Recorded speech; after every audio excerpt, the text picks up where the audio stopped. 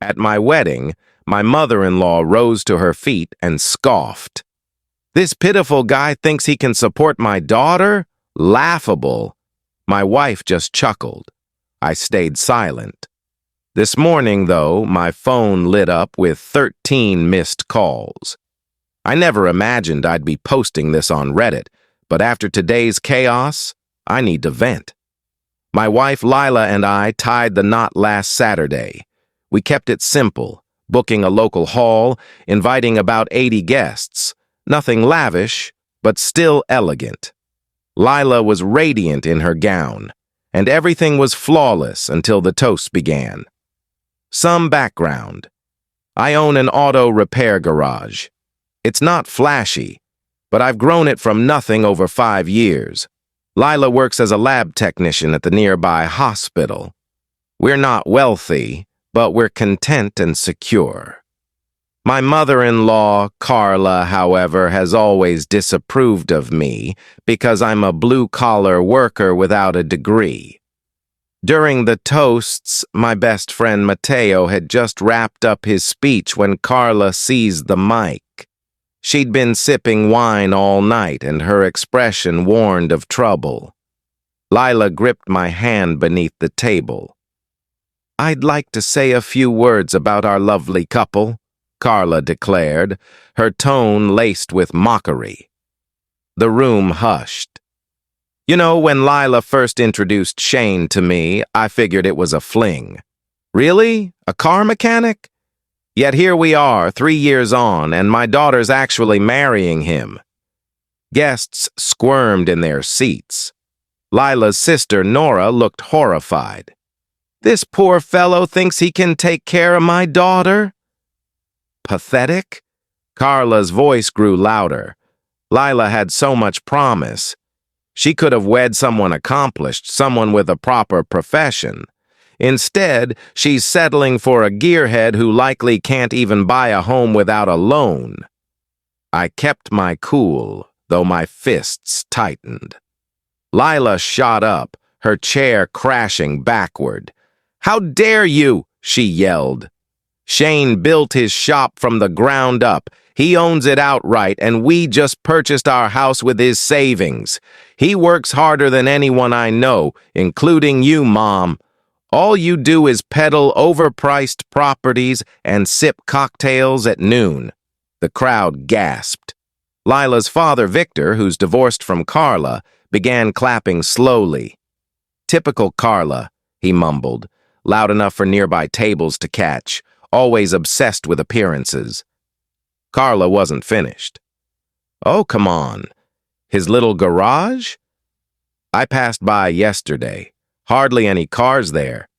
Probably because folks around here know better than to trust their vehicles to someone who learned from online tutorials instead of a real education." Then I noticed something strange. Several guests were glancing at their phones, murmuring. Mateo signaled me to check mine. I had 13 missed calls, all from different clients, all in the past hour. "You want to talk about my shop, Carla?" I stood up calmly, my voice firm. "Funny you mention it being quiet yesterday. Want to know why? Because we were closed for my wedding. But since you brought it up, how many of my customers have you been chatting with? Because they're suddenly calling me with concerns about my work." Carla's face drained of color. Her friend and business partner, Denise, suddenly became fascinated by her napkin. Lila was now scrolling her phone, her cheeks flushing. "Mom, why are there posts in the community Facebook group questioning Shane's qualifications? Posts from your profile." I was just looking out for you," Carla faltered. "He'll pull you down to his level. Scraping by, never getting ahead." Nora stood next. "Mom, enough.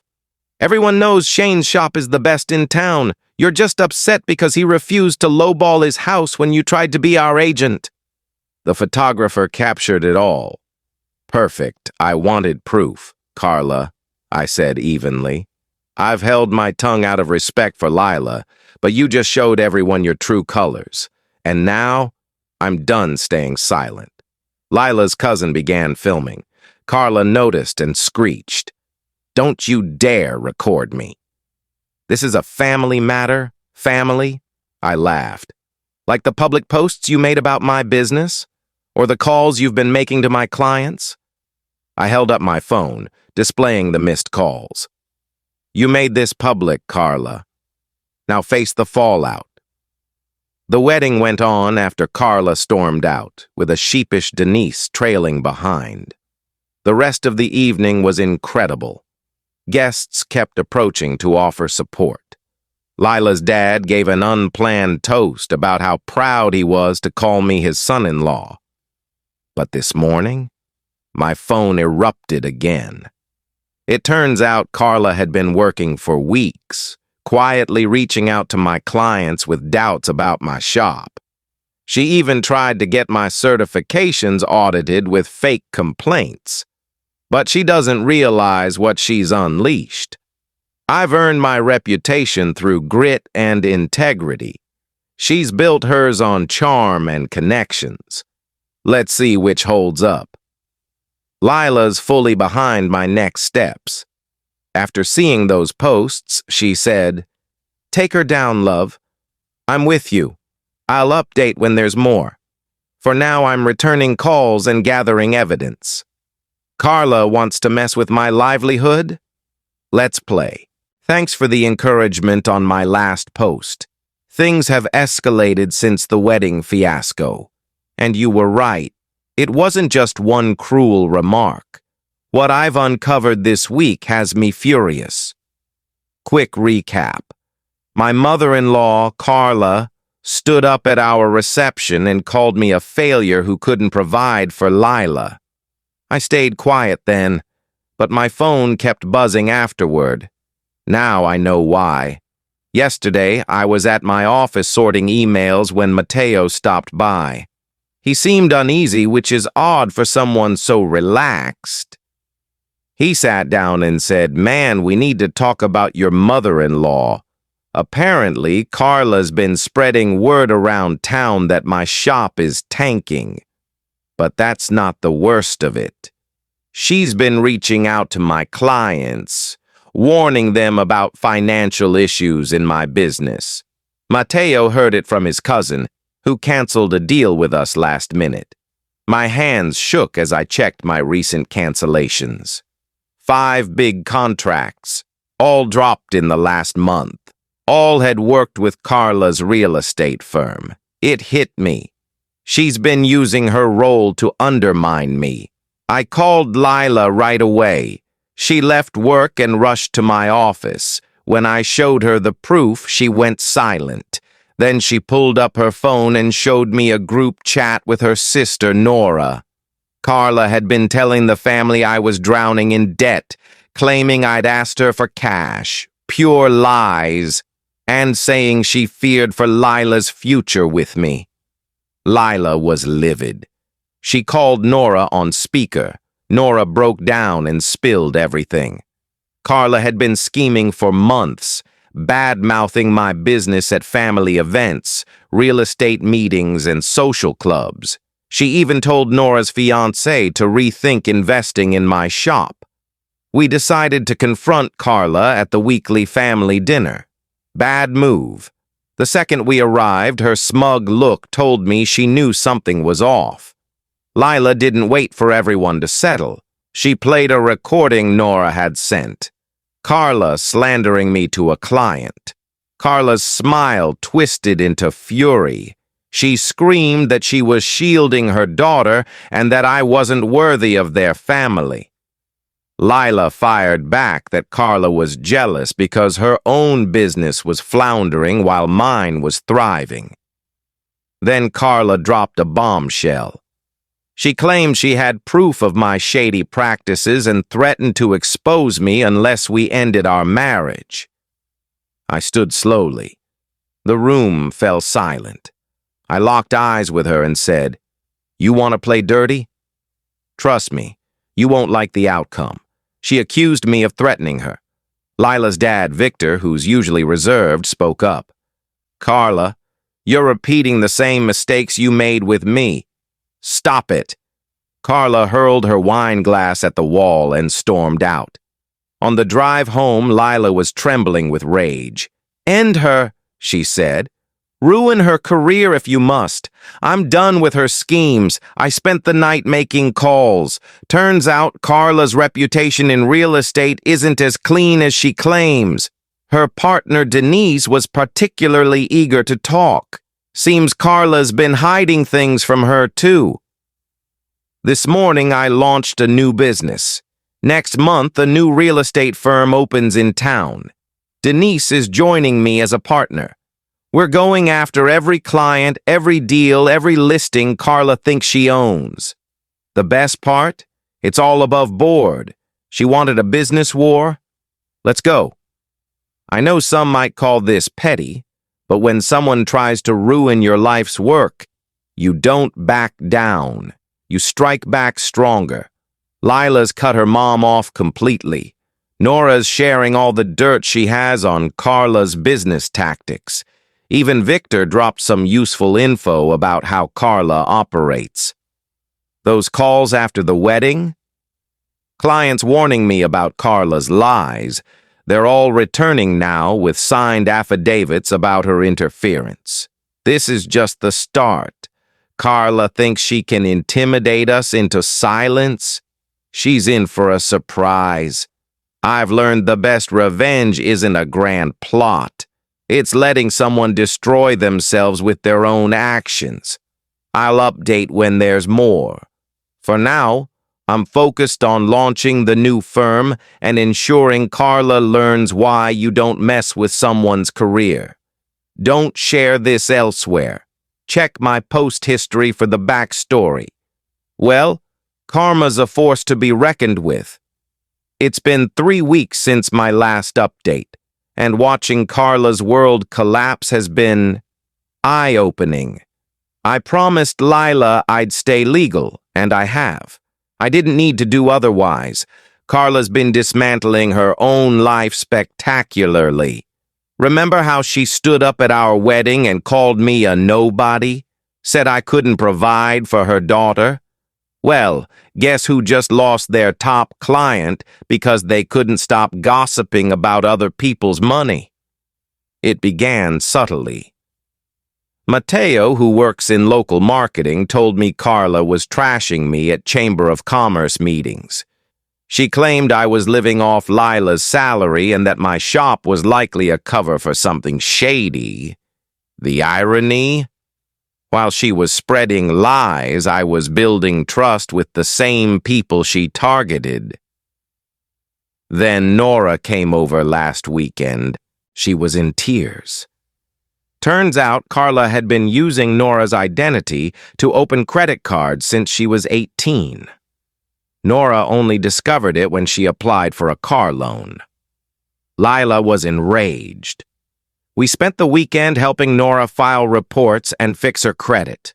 Nora's living with us now, and Carla's been bombarding everyone's phones. But here's the kicker. Denise, Carla's business partner for 15 years, visited my office yesterday.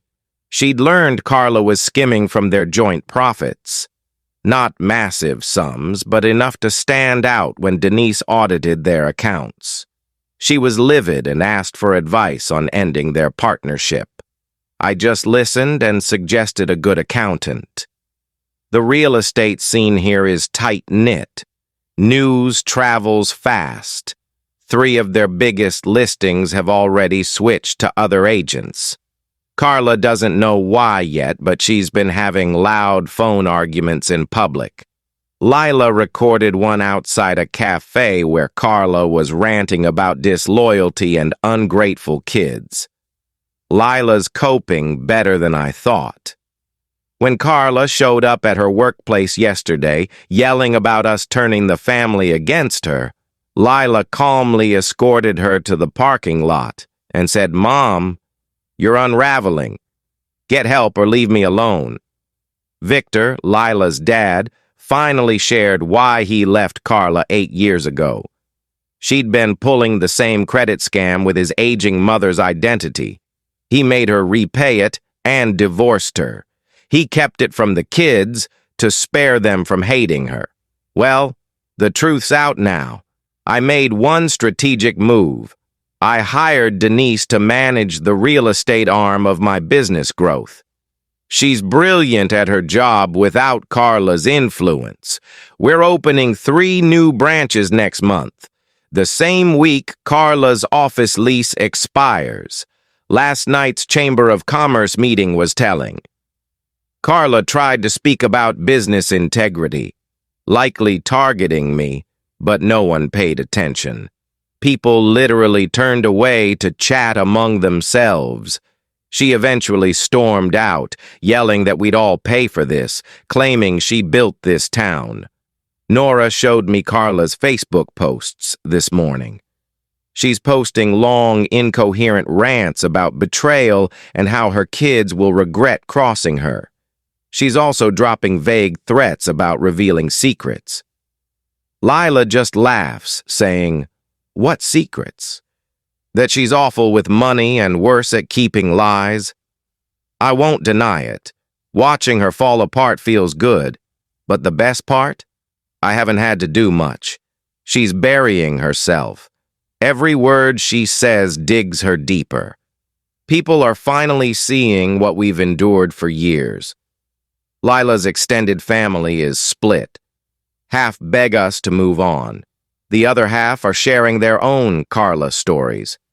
Turns out she's been ruining relationships far longer than we realized. The craziest part? She still thinks she can bully her way out of this, like always. Yesterday, she sent a group text to the family, threatening to air everyone's dirty laundry at the next reunion. Lila replied with a screenshot of Nora's credit report and asked, "You mean like this, Mom? Nora's thriving with us. She's landed a better job now that Carla's not constantly belittling her. She's also started counseling, which is helping her unpack years of Carla's control.